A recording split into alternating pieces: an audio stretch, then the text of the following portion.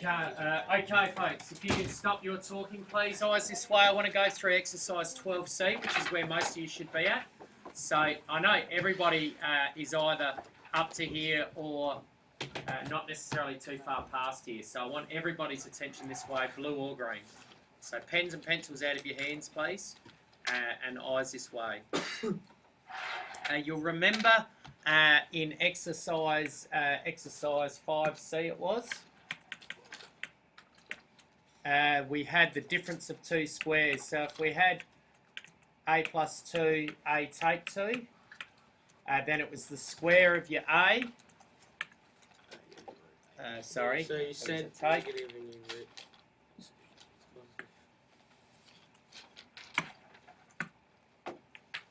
A take 2. It was the square of your first item, take the square of whatever b was. Okay, so remember we did that in exercise 5C. That was when we were expanding, all right, and now what we want to do is go back the other way. We want to try and factorise. Just as you found 5C relatively easy, you should find this relatively easy. So if we were to look at this here, fully factorise, it says, fully factorise x squared plus 2, okay? So you're trying to get it into the format of two brackets, all right? And we know that the square of a, take the square of b, is our process of the difference of two squares, all right?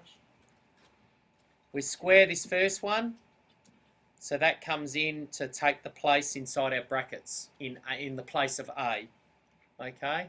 A, and then b is the square of whatever that last number is.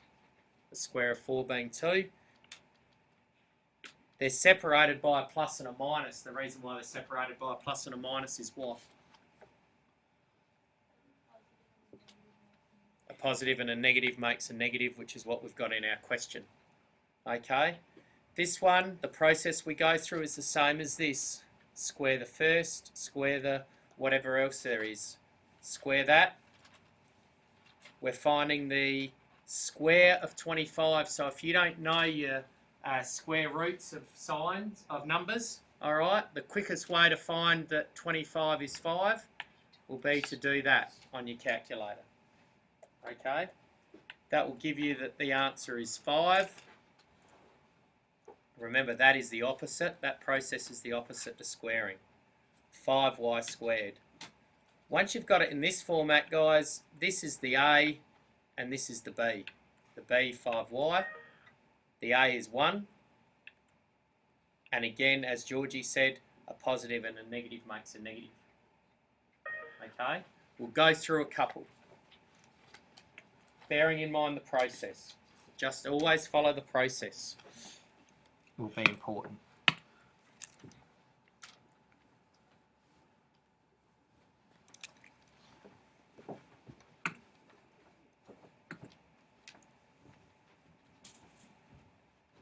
Okay, so we've got, let's take G, I think. Y squared, take 49. All right? We want to square the first one, which is done for us. We want to square the second one. The square of 49 is 7. 7 sevens are 49. Okay? Then we set the format up just like that. What's our A on this occasion, Beth? And not y squared, just y. All right, at least you're looking at the right thing. That's y. What's our b here, Harry? 7. Excellent. 7, 7. What sign do we put in there, Jack? Sorry? Plus and minus. A plus and a minus. Plus and a minus like that because our answer is a minus. Yeah? Let's look at this one. What does that look like squared? 16x squared. What does it look like as a squared format, in the squared format? Connor? 4x. Okay. If you were to square 4, you'd get 16. If you were to square x, you'd get x squared. Okay. What about 9 in its squared format? Holsty, what's 9? 3. 3. Good. We've got it in this format. What goes in the place of A there, Trent? 4x does. What goes in the place of B, Trent? 3. 3. Plus and a minus. Plus and a minus straight away. Okay? So this is the format you want to get it in.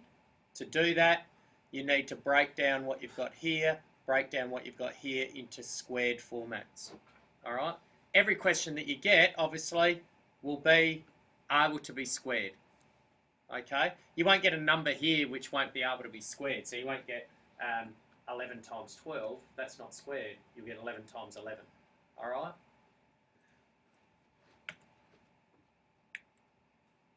Are we okay with that? Let's have a look at this one. They're asking us to fully factorise this. It's taking it to another step. It's by saying if I put 2 out the front, how many 2's go into 18? There are 9. So this format just inside the brackets becomes something like this, doesn't it? And once you've got something like that, it's the same process that we just went through there. Alright? So if you can, use the example which you can see above this. Use the example above. Remember how you went in terms of 5C. It's just working back the opposite way. Have a bit of a crack at them. I think in your best case scenario is to have a try of them. Then you seem to understand a little bit better as well. Alright? So it's important to know your squarings. It's important to know that 2 times 2 is 4, that 3 3s are 9, 4 4s are 16, 5 5s are 25, 6 6s are 36, and so it goes. Okay? If you don't know that, remember that you're using the square root button on your calculator. Alright? I've got a calculator up here if you need it to help you with those things. But it's important to know that that's 7, it's important to know that that's 11, that's 3, that's 9, that's 6, and so we go. Alright, if you can't just roll it off, then pull out the number and square root the number. Alright, have a bit of a lash at them, I think that'll be best. Shuffle your cups, I'll come around and help you, or call me over. Okay? So you acknowledge that if you had a 7 by 4 shape and you were asked to find the area of it, you'd easily say that that's 7 times 4, and so that's 28 metres squared. So it was metres. Yeah. Okay. And if I was to say, oh, I just tacked on a little bit there, Georgie, and that was 3. Okay. If that was 3, you would then say that the distance between here and here is what? 3 plus 7, okay, so your area is 3 plus 7 times by 4. And hopefully you can see that's 40 metres squared. Alright? The important thing is, I think, is that when we get not straight numbers like this, it's important to do this process because it straightens you up to say, well, I've just got to plus these two together, or I've just got to plus these two together. Alright? And so if we're going for the area of the blue, being here, of course, the process remains the same. I don't know how many times I've said that, but the process does remain the same. We've got area equals length times width. And our length, let's just say our length is x, because we can, doesn't matter how we do that. Length times width, and then it's times this distance here, which is x plus 1 plus x take 1. Yeah? And so we've got x plus 1 take x take 1. But all of that is together.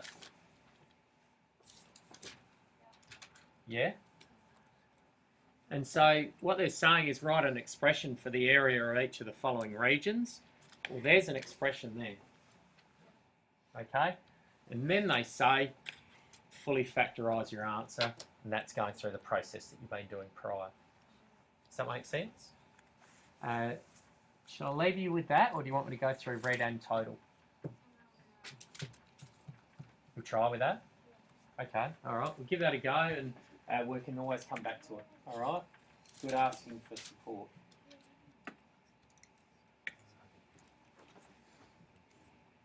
Okay, so for this one, Sean, write an expression for the total area of this shape. Okay, the total area.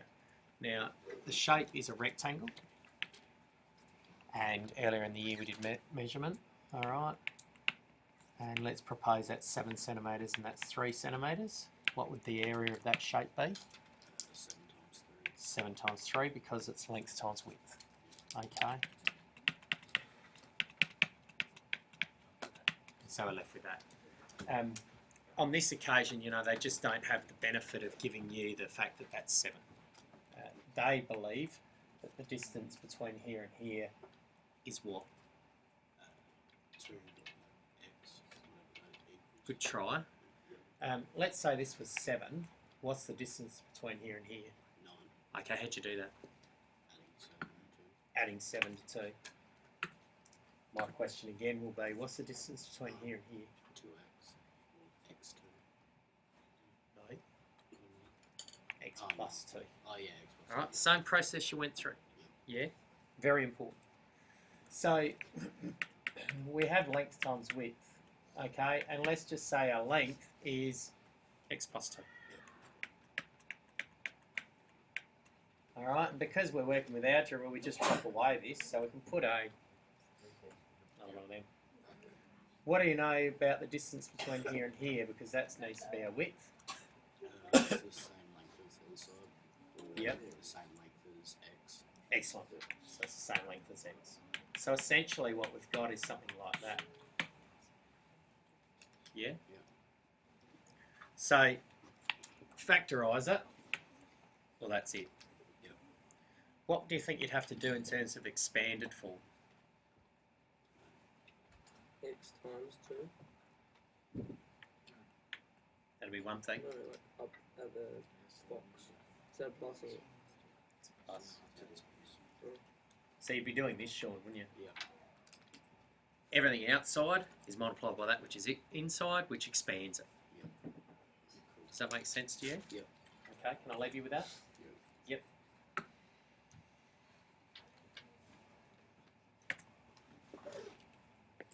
So with question 4, Jack, the purpose is to get a positive number out the front.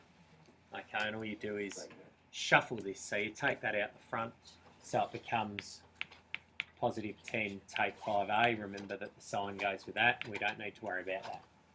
Okay. And then you pull this apart, looking at this number as well as this number to say, well, what is their highest common factor? All right. We know that 5 times 2 is 10. That achieves us that. Take 5 times 1 achieves us that, times 8. Okay? We don't need to write in the times 1. We don't have to worry about it.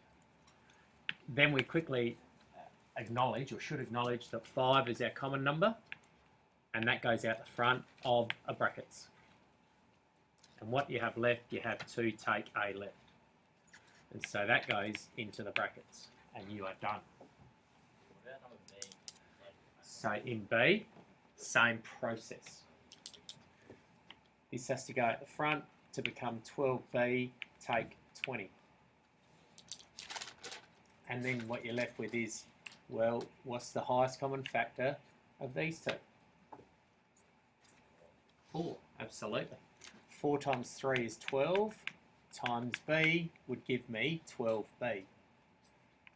And 4 times 5 would give me my 20. Alright? My common things are 4 and 4.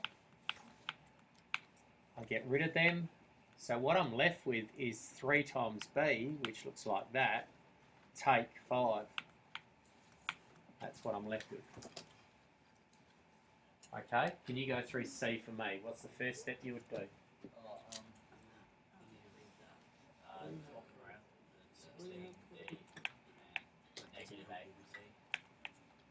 know that.